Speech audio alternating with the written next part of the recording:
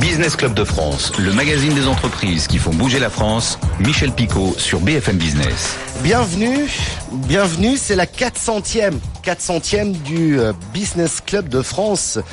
Si on m'avait dit qu'on allait fêter la 400e aujourd'hui, cette émission a démarré en septembre 2008.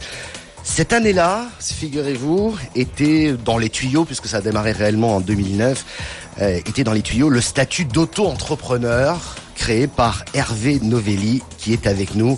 Hervé Novelli, bonjour. Bonjour. Merci beaucoup. Vous avez été l'un des tout premiers invités. Je suis presque ému d'ailleurs.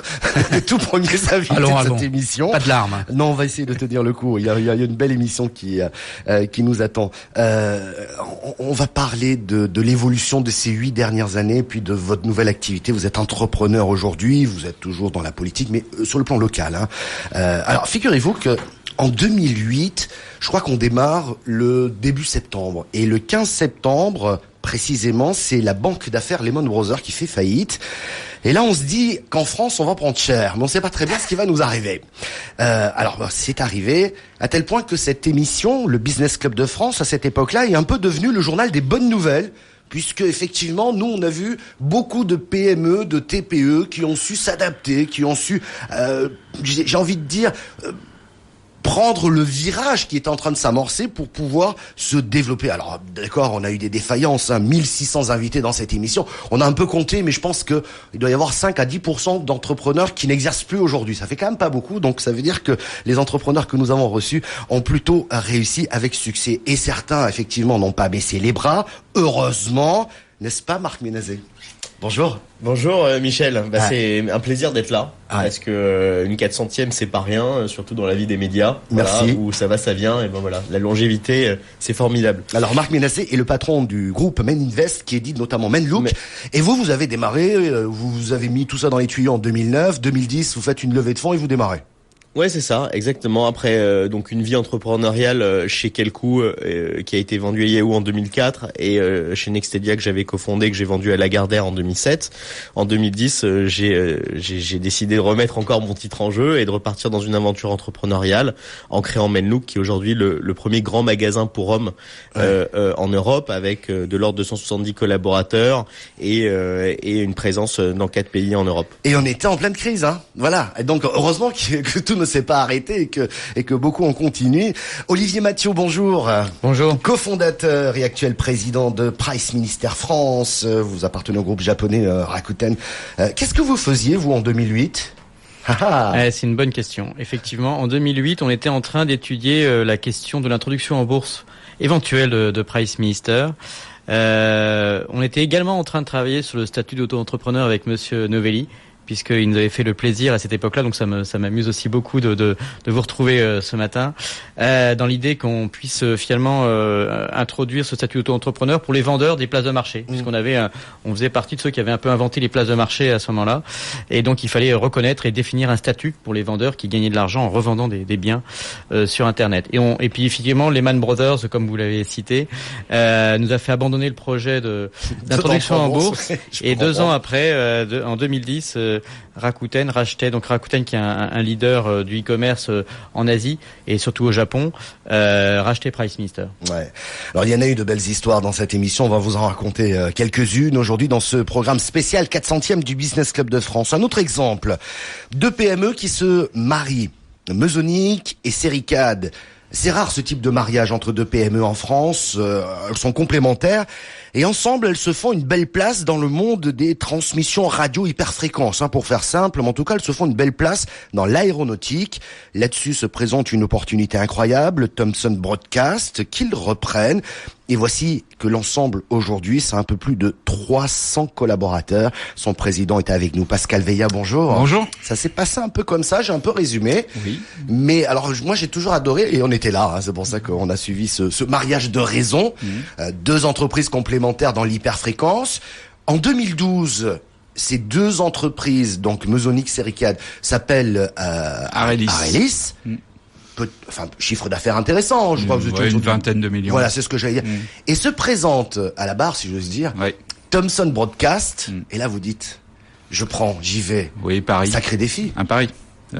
Technologiquement, on maîtrisait les technologies. Par contre, on maîtrisait pas le marché, c'est donc émetteur télé et radio, donc toutes les infras TNT et radio onde moyenne, le marché qu'on prédisait en déclin total et qui en fait ne l'est pas du tout, puisque tous les pays du monde s'équipent en TNT pour une raison tout à fait étonnante, c'est pour libérer des fréquences pour les télécoms.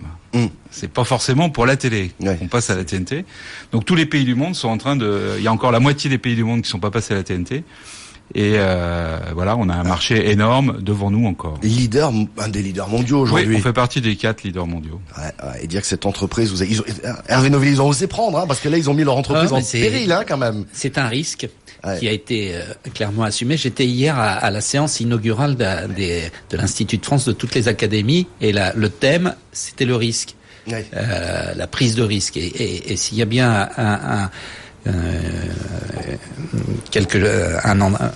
l'entrepreneur, par nature, c'est celui qui prend des risques à un moment. Risque maîtrisé autant que possible, risque calculé, mais risque quand même, et c'est très important. Alors je vais le dire, Thomson Broadcast travaille énormément à l'international, très peu en France. Oui, c'est un leader mondial, mais très peu d'opérateurs font confiance à Thomson Broadcast. Je l'avais expliqué dans une des émissions. En fait, ça a été le début de la fin pour l'ancienne Thomson Broadcast, puisque la France, à travers son opérateur TDF, avait choisi d'utiliser du matériel allemand pour le passage au numérique. C'était la guerre à l'époque entre deux entreprises semi-étatiques ou qui l'avaient été, et donc ils avaient mis le pied à l'étrier à une société allemande, un marché qui représentait plus de 80 millions d'euros. Et voilà, ça a été le début de la fin de cette entreprise que du coup j'ai repris moi en 2013, qui était en très mauvaise posture. C'est là où on dit on a un leader mondial, puis on se dit non, va travailler ailleurs. On fait pas confiance. C'est ça qui est terrible, Hervé Novelli. Non, vous trouvez pas? C'est pas une nouveauté. C'est pas une nouveauté que la France ne fait pas confiance à ses entrepreneurs, et notamment la France qui décide. Attendez, la France qui décide. C'est pas forcément le cas de l'opinion. Moi, je suis très frappé de voir combien les choses évoluent, combien l'opinion aujourd'hui prend conscience que c'est souvent en faisant confiance à des gens qui vont entreprendre, y compris dans leur propre activité, comme les auto-entrepreneurs, qu'on peut s'en tirer. Par contre, et l'opinion, tous les sondages le montrent, l'entreprise devient quelque chose qu'il faut préserver, quelque chose qu'il faut développer. L'opinion en est convaincue. Les décideurs au sens large, institutionnels, le sont beaucoup moins, et c'est vraiment le sujet de l'heure et la problématique de l'heure. Bon, on va faire Olivier, bien sûr. Un petit commentaire sur le sujet, c'est intéressant de l'évocation de TDF, etc. Et donc le rapport au marché public pour les startups. Moi, je représente plus les startups. Je suis aussi président de France Digital. Co-président de France Digital. Donc on représente les startups et les investisseurs aussi auprès des pouvoirs publics. Et c'est un vrai sujet. Souvent on dit que les États-Unis c'est un marché, vous savez, ultra-libéral ou finalement non subventionné en particulier. La réalité, c'est quand on va voir ce qui se passe concrètement aux États-Unis, qui sont assez protectionnistes, justement, les pouvoirs publics passent beaucoup de contrats aux entreprises, aux PME, aux startups dans le numérique, mais aussi dans le domaine du hardware, des industries, etc. Et c'est une autre façon, en fait, évidemment, de subventionner ou d'aider les PME. En France, on a un gros problème là-dessus. C'est-à-dire que les startups ont beaucoup de mal à entrer sur les marchés publics parce que c'est très compliqué d'un point de vue administratif. Parfois, les délais de paiement, en plus, sont très longs, même quand on a gagné un marché, donc on se retrouve fragilisé. Et donc, il faut absolument renouer cette bonne pratique, à mon avis. Il faut faire alors, parce qu'on fonctionne comme ça dans ce pays. Qu'est-ce que j'en ai vu des lois et bref, depuis 8 ans. Mais il faut faire un cadre réglementaire, j'en sais rien. Enfin, vous avez bien créé le statut d'auto-entrepreneur parce que vous aviez une vision déjà, Hervé Novelli, de ce qui se passait. Oui, enfin, j'avais une vision de simplification, parce que tout est très compliqué en France. Donc, ma première idée, c'était comment on simplifie et comment on rend possible la création d'activités. Après, j'avais moins vu que ça me portait la marque aussi du développement d'activités non salariées, de l'initiative individuelle, du travail indépendant, de tout ce qui émerge, du freelance, de tout ce qu'on voit partout dans le monde, qui fait que les gens préfèrent travailler à leur compte enfin une partie des gens, plutôt que d'essayer de trouver un job salarié qui est souvent très rare. McKinsey, une étude récente disait que il y avait de plus en plus de travailleurs indépendants au sens large du terme. Aujourd'hui, il y a effectivement ce statut. Vous l'aviez vu. Alors, il a été un peu raboté entre-temps. Pas évidemment, on peut pas laisser des choses comme ça. Non, ça marchait trop bien. Ça marchait trop bien. Juste pour nos auditeurs, Hervé Novelli, je vous le disais, a été notre premier invité. Et lorsqu'on a vu le feu vert pour lancer cette émission du Business Club de France en 2008, vous étiez à l'époque secrétaire d'État chargé notamment des petites et moyennes entreprises. Et je me souviendrai toujours, en 48 heures, j'ai fait un forcing auprès de vos services pour avoir 1 heure d'entretien, ce que j'ai eu. Je suis venu avec mon magnéto dans votre bureau. Et voilà, 400 semaines plus tard et 8 ans après, vous êtes là et merci beaucoup. Et start-upper. Et cofondateur d'une start-up sur laquelle je mets beaucoup d'espoir, qui s'appelle WikiPME, qui est une plateforme numérique de services aux PME. C'est un peu la prolongation de ce que je souhaite faire dans ce pays, avec beaucoup d'autres, c'est-à-dire donner leur chance aux entrepreneurs pour se rendre des services entre eux, pour dialoguer entre eux, pour faire du business entre eux, mais aussi rappeler les valeurs entrepreneuriales, rappeler que c'est certainement une des clés pour sortir de la crise. Alors, cette émission est très ouverte, on a plein de belles histoires, viennent de nous rejoindre dans le studio, puis on les retrouvera tout à l'heure, des bras en plus avec Farid ou encore Gian Beppe Fortis de Solution 30. Solution 30, c'est aussi une histoire incroyable. Au début, ça s'appelait PC30 et c'était eux qui, avec des mobilettes, allaient chez les gens pour brancher le modem qui marchait pas toujours. Aujourd'hui, c'est un groupe exceptionnel de plus de 2000 personnes. Voilà, ça fait partie aussi des aventures que nous avons eu l'occasion de suivre. Hervé Novelli, vous aviez la parole. Comment est-ce que vous analysez l'évolution, je dirais, de l'entrepreneuriat en France ces 8 dernières années ? C'est une explosion. D'abord, dans les chiffres, on a quasiment doublé le chiffre de création d'entreprises. Le rythme de création d'entreprises a été doublé et c'est merveilleux. Donc on a à la fois je regardais aujourd'hui les sondages, 30% des Français qui veulent créer leur entreprise. On est quand même sur quelque chose qui s'accélère et qui fait que les gens aujourd'hui se disent je peux m'en tirer tout seul. Je n'attends plus rien, ou pas grand-chose des grandes institutions, je peux m'en tirer. Non, mais ça se traduit dans les chiffres. Et ce rythme accéléré de création d'activités, c'est ce que je disais, une des chances pour sortir de la crise. Notre problème français, c'est qu'au moment où il y a cette sorte de conviction qu'on peut s'en tirer à travers l'entrepreneuriat, le bloc institutionnel des décideurs publics, lui, ne marche pas au rythme de la conviction des Français. En même temps, j'ai pas le sentiment qu'il ait vraiment marché au rythme un jour. Non, mais comme ça s'accélère, le rythme, le décalage est de plus en plus grand. Ça doit être ça, alors. Ça doit être ça. Marmielazé, on a parlé de Men Invest, démarrage en 2009, vous êtes 170 aujourd'hui. On le disait tout à l'heure, vous avez démarré à un moment où c'était un petit peu compliqué. Je rappelle que vous êtes présent en Allemagne, Hollande, Italie, Espagne, jouez aussi États-Unis. Objectif de volume d'affaires 100 millions, c'est ça. Ouais. Ce qui est quand même énorme. Combien vous étiez quand vous avez démarré, tiens? On a démarré en sous-louant une pièce chez notre expert comptable. On était 4. On était 4, on a commencé à opérer notre logistique en interne, on faisait les cartons, on faisait tout nous-mêmes. Et puis voilà, l'entreprise a beaucoup grossi, on a racheté notre concurrent en Angleterre, on a racheté un autre concurrent en Allemagne, et puis on a créé aujourd'hui une entreprise qui est une véritable entreprise européenne, puisque 75% de notre chiffre d'affaires est en dehors de France, donc 6 ans après, et à peu près de l'ordre de 70% de nos collaborateurs sont aussi en dehors de France. Ouais. C'est quand même incroyable. Et tout ça en 6 ans. Et vous avez aussi l'intelligence de vous dire, on vend, c'est un fait, mais aussi on va créer du contenu autour pour justement accompagner peut-être nos clients. Vous avez un petit groupe de presse autour de Men Invest. Ouais, c'est en fait on a le Men Look Tribune qui est la partie contenu en fait de Men Look, mais ça c'est un instinct de survie.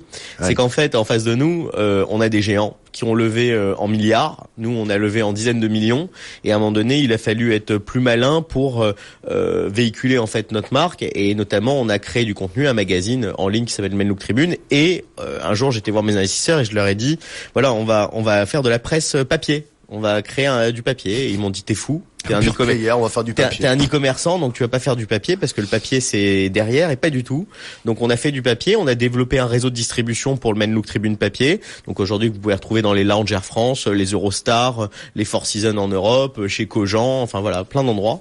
Et ce qui fait qu'aujourd'hui Menlook est vraiment perçu par les marques comme non seulement une plateforme de distribution, mais aussi une plateforme d'image. Ouais. Juste pour rebondir sur ce qui a été dit précédemment avec Hervé Novelli, parce que même si j'opère Menlook aujourd'hui, j'ai une activité tout comme Olivier très soutenue de Business Angel, et on participe aujourd'hui au financement de nombreuses entreprises, plusieurs dizaines pour ma part depuis quelques années.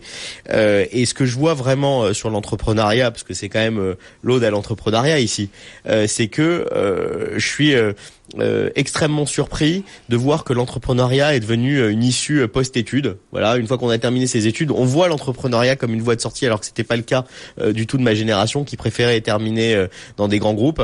Et ça crée les vocations qui sont créées grâce notamment à un peu la starification des entrepreneurs au bon sens du terme, a fait que c'est vraiment ça qui a évolué ces 5-8 dernières années, quoi. Je suis d'accord avec vous, Marc. C'est vrai que j'ai constaté notamment de cette jeune génération qui se disent ça va, la crise, tout ça, on n'a pas connu avant, donc on sait pas ce que c'était. Si on attend après, on pourra toujours attendre, on y va. Et on va se débrouiller. Et j'en vois de plus en plus. Alors ça marche pas à tous les coups, mais la culture de l'échec commence à rentrer aussi dans les esprits. Si on ne tente rien, on risque pas de se tromper. Et là, ils tentent. Et souvent, je vous le disais, on doit avoir, j'en sais rien, peut-être 10% des invités, des 1600 invités qui sont venus dans cette émission, qui aujourd'hui ont cessé d'activité ou ont changé leur modèle économique.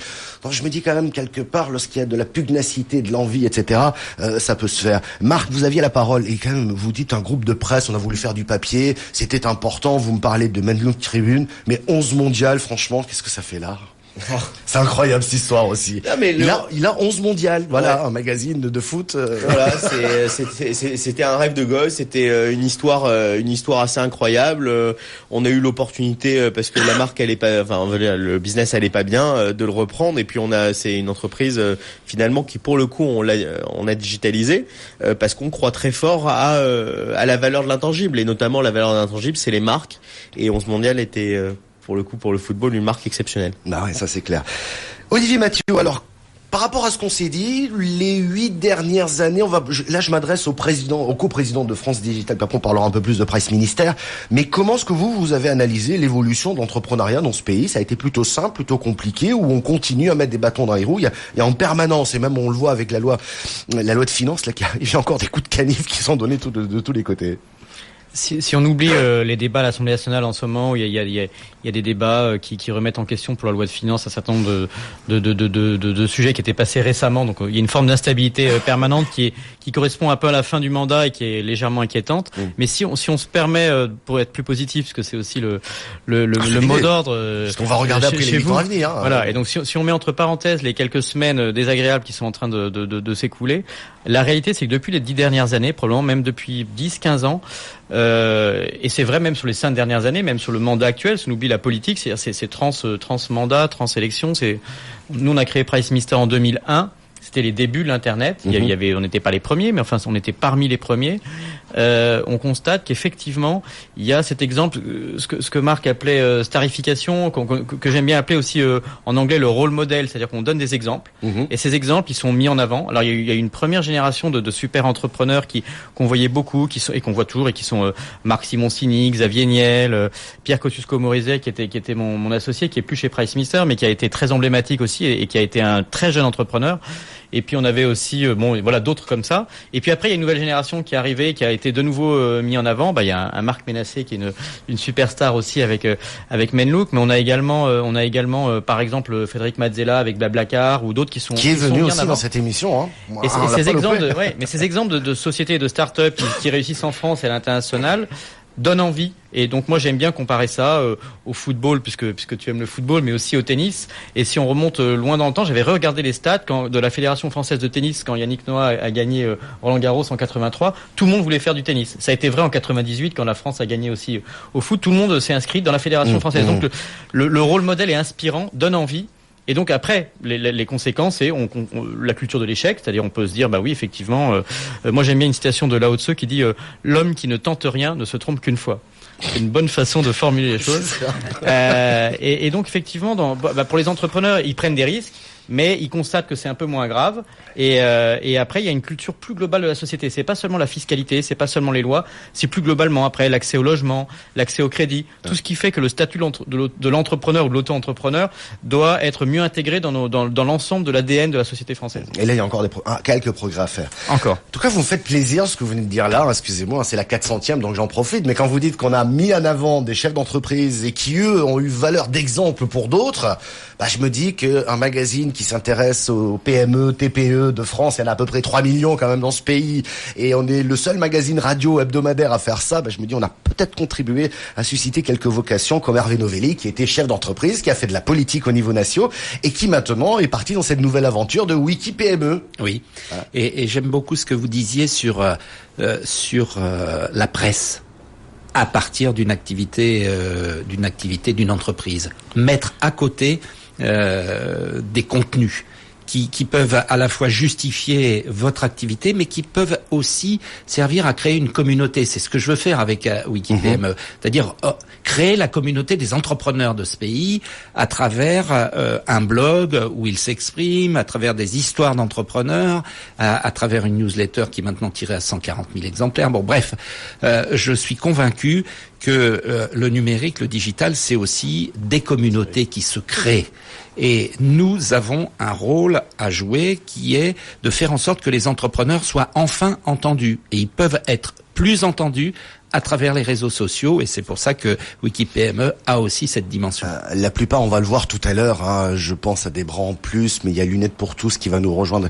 Eux, les réseaux sociaux, ils ont pigé tout de suite. Ils ont accéléré complètement. C'est assez remarquable. Il nous reste, 5 minutes à peu près. Je voudrais qu'on reparle de l'avenir, qu'on voit ce qui va pas, est-ce qu'on pourrait peut-être améliorer, et parler de vos projets aussi respectifs. Pascal Veillat pour Thomson Broadcast. D'abord pour l'entreprise, Arélis Thomson Broadcast, un projet, et puis ensuite, qu'est-ce qu'on pourrait faire comme proposition? Si vous aviez un candidat à l'élection, là, tiens, devant vous. Alors, ce qu'on va leur dire, c'est que dans le développement, d'abord, il y a la crise de croissance des entreprises, et il y a un certain nombre de jalons qui font que on a du mal à passer d'un statut à l'autre. Nous, on est passé de PME à ETI, et il faut qu'on arrive à grossir. Donc il y a cette crise-là, et il faut nous aider dans ces passages-là, parce que souvent ils sont très problématiques pour les entreprises, passer de la start-up à la PME, puis de la PME à l'ETI, etc. Donc ça c'est le premier point. Le deuxième point, c'est l'export. On en parle beaucoup, mais c'est la clé. Ouais. Je pense que notre marché national, c'est plus le terrain de jeu. Le terrain de jeu, c'est le monde maintenant. Mais donc, vous avez des difficultés à l'export. Il faudra un accompagnement particulier. On a déjà des accompagnements. Ouais. Il faut reconnaître que on a un certain nombre d'organismes qui nous aident. Je cite la BPI, la BPI France, et maintenant nous aide pas mal avec l'écosystème Business France, etc. Mais il faut aller plus loin. Il faut se fédérer. Ce que je remarque toujours, c'est quand vous allez à l'export, vous avez les Allemands qui, comme on dit, chassent en meute, etc. En France, on y va tous séparément. Et surtout entre les grosses boîtes et les plus petites, entre les moyennes et les petites. Donc ça, c'est un état d'esprit qu'il faut qu'on arrive à changer. Il faut qu'on aille ensemble, tous ensemble, à l'export, parce que c'est là qu'est le business, globalement. Marc, mais là, c'est même question. Menlook, les projets, puis plus globalement, on va se projeter sur les 8 ans à venir. Quand on fera la 800e, ça va faire déjà bizarre. Mais Menlook, on va se calmer un petit peu, parce que c'est vrai qu'on a fait pas mal de. Il faut se calmer à un moment donné. Il faut rentrer un peu dans l'âge de raison. Il faut travailler son modèle économique. On a beaucoup de choses qui se sont passées ces 24 derniers mois. On a lancé la marketplace, qui est un changement de modèle économique important, qui fonctionne extrêmement bien. Voilà. Donc on rentre, on va dire, dans les 24 prochains mois, dans un stade de maturité et pour encore faire mieux les choses. Si j'avais une grosse annonce, je la ferais en direct, parce que je vous réserverai cette chance, mais il y en a pas. Même pas. Voilà, juste bien faire notre métier et avoir des clients heureux, parce que finalement c'est la motivation de l'ensemble de l'entreprise. À titre plus personnel, j'ai une activité de business angel qui est vraiment soutenue, quoi, avec des investissements où je regarde énormément l'intelligence artificielle, parce que je pense que ça va chambouler notre avenir. Récemment, un investissement qui s'appelle Convargo, avec plusieurs, justement, avec Olivier et plusieurs personnes du web qui a vocation à digitaliser toute la disponibilité dans des camions, parce que tous les camions roulent à vide dans ce pays, donc autant les rendre disponibles. Ou moitié plein, et c'est vrai qu'il y a de l'espace. Ouais. Voilà. Ou le projet de Jean-David Blanc, Molotov, autour de la télévision, et créer un Netflix de la télévision. Donc vraiment une activité soutenue.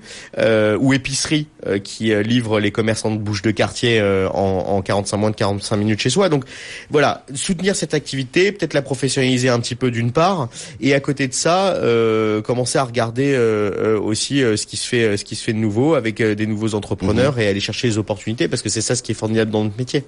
Je pense que vous n'allez pas vous ennuyer, vous. Olivier Mathieu, 2 questions, une pour Price Minister. Alors, la concurrence devient de plus en plus féroce, on le voit chaque jour. J'ai noté là sur la part, j'ai l'impression que Amazon donne un grand coup d'accélérateur et commence à secouer tout ça.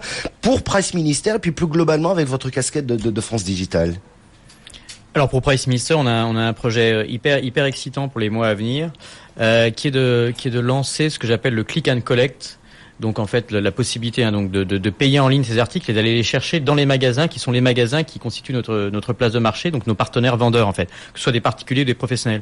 On le fait déjà avec les particuliers qui peuvent se rencontrer, et donc du coup de certaine manière ils payent en ligne, l'acheteur et le vendeur se rencontrent, ils bénéficient de toutes les garanties d'un site de e-commerce, d'un service après-vente, de la possibilité de faire une réclamation, mais ils économisent les frais de port et du temps, parce que et donc en géolocalisant l'ensemble des stocks de tous les magasins partout en France, on a cette ambition de réconcilier le petit commerce de proximité de centre-ville avec le grand méchant de l'internet dont on a dit parfois qu'il avait désertifié les centres-villes, en leur dirigeant du trafic et en disant voilà, vous pouvez acheter sur la marketplace, recevoir chez vous.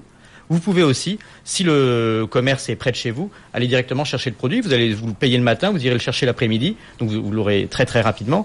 Et puis en plus, vous aurez économisé les frais de port, et le marchand, lui, il est content, parce que quand vous arrivez dans son magasin, vous allez peut-être faire 1 ou 2 achats complémentaires, et donc tout le monde y gagne. Et donc voilà, ça c'est une vision que je pousse et auquel je crois très fort. D'un mot, l'évolution des entreprises pour les 8 prochaines années.